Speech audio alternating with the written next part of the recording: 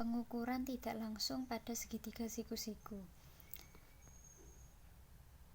Rasio trigonometri bisa digunakan untuk mengukur sisi atau sudut segitiga siku-siku yang mungkin sulit atau bahkan mustahil untuk dihitung melalui pengukuran langsung. Nah, jadi rasio trigonometri ini digunakan untuk mengukur sisi yang tidak bisa dihitung melalui pengukuran secara langsung ya. Misalkan ada sebuah pesawat telah melakukan perjalanan sejarak 1000 meter dengan ketinggian 290 meter.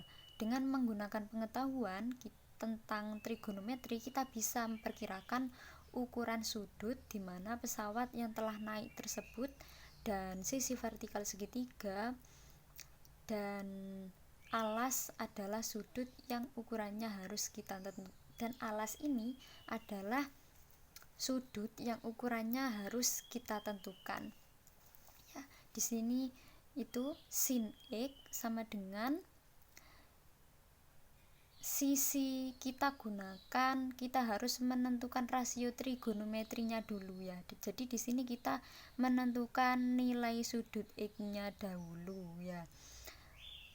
Karena nilai yang diketahui ini sisi depan sudut dan sisi miring sudut, maka kita gunakan rasio trigonometri sin, yaitu sin demi ya, depan miring depannya 290 dan sisi miringnya 1000, maka hasilnya 0,2900 ya.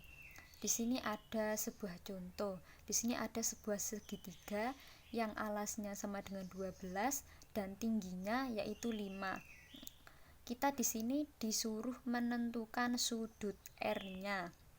Solusinya yaitu yang pertama kita harus menentukan rasio trigonometri mana yang akan digunakan dan menulis persamaan sesuai. Karena nilai yang diketahui ini sisi depan dan sisi sampingnya, maka kita gunakan rasio trigonometri yang tan, yaitu tandesam ya, depan samping ya. Jadi depannya yaitu ST-nya 5 dan RT-nya 12, maka 5/12 sama dengan 0,4167. Kemudian kita gunakan kalkulator ilmiah untuk menghitung ukuran dari sudut 0,4167. Kemudian di sini ada sebuah contoh lagi. Kita disuruh menentukan nilai dari X ke 10 terdekat ya. Solusinya sama saja. Yang pertama kita harus menentukan rasio trigonometrinya dulu ya. Kita di sini menggunakan cos ya. Karena nilai yang diketahui ini samping dan cosnya ini berhubung sudah diketahui, maka kita tinggal masukkan saja.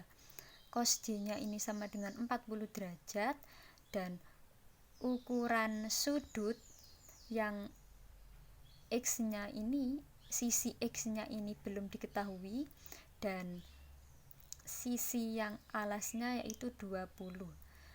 Sebelum itu kita harus menentukan dahulu ya nilai X-nya ini berapa, yaitu dengan mengalihkan cos 40 derajat dengan 20, kita kalikan silang.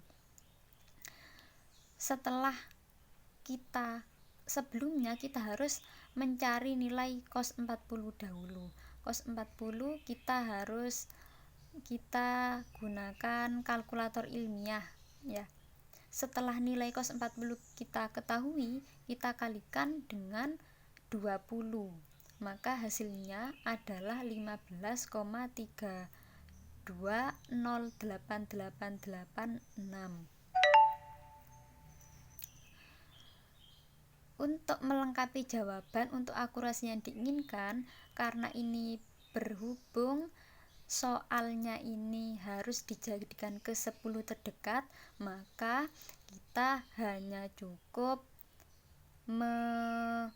menjawab ke 10 terdekat saja. Jadi 15,3 saja. Kemudian di sini ada contoh lagi ya, kita disuruh menentukan nilai ke-10 terdekat ya. Sama halnya dengan yang pertama tadi. Ya, kita hanya yang pertama kita masukkan dulu rumus rasio trigonometri mana yang akan digunakan, kemudian kita masukkan nilainya yang telah diketahui, maka kita hasilnya harus jadikan nilai ke-10 terdekat ya. Teman-teman bisa lihat sendiri ya. Kemudian di sini juga ada contoh 11.20 ya, kita disuruh menentukan ukuran tingkat terdekat sudut belah ketupat ya dalam segitiga AED ya. Segitiga AED kita cari dulu nilai rasio trigonometri yang tepat. Di sini yang kita gunakan adalah tan, karena yang diketahui adalah sisi depan dan sisi samping sudut, yaitu 6/8 sama dengan 0,7500 ya. X nya kita jadikan 0,7500 ini ke bentuk sudut ya. Jadi 37 derajat kita jadikan derajat ya. Jadi hasilnya sama dengan 30 derajat. Sudut AED ini hasilnya 37 derajat. Karena diagonal ini membagi dua sudut, maka ukuran sudut ABD-nya ini 2 kali dari sudut AED ya. Jadi ukuran sudut BAD ini sama dengan 74 derajat. Karena sudut berurutan dari belah ketupat adalah pelengkap, maka ukuran sudut ABC sama dengan 180 dikurangi 74, maka hasilnya 106.